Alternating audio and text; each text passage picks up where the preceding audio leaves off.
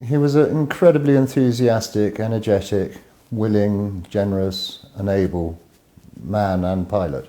Brought up in North Dorset, Richard Westgate was a man who loved flying. In his professional life, he was an airline pilot with British Airways.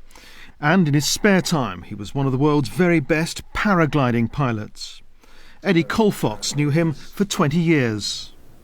The amount of energy that Richard put into it, the passion that he had was very, very remarkable in a remarkable sport with remarkable people in it.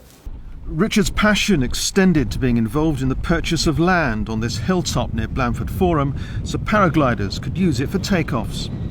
Before his death in 2012, Richard told people he believed that toxic fumes in aircraft were to blame for his ill health. He was aware that there was a link, but he wasn't certain what that link was. Do you think his view changed at all? Meaning, did he become more certain that there was a link? Yes, I do. I do think that he became more and more certain, definitely. Dorset coroner Sheriff Payne, who's investigating Richard's death, has sent a report to British Airways and the Civil Aviation Authority.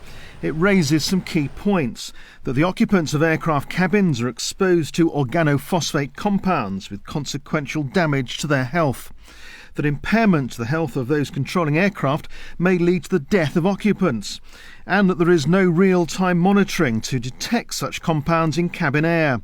Richard died when he was 43. The coroner's report says samples taken both prior to and after death disclose symptoms consistent with exposure to organophosphate compounds in aircraft cabin air. It's the first time that any independent UK judge, and a coroner is a judge, has read the evidence, looked at it all and taken a view.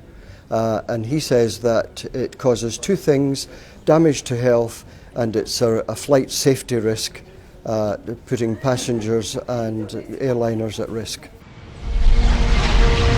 This Thursday, a film highlighting the issue will be premiered in Horsham. And tomorrow, the Pressure Group, the global cabin air quality executive, stages its 8th annual meeting in London.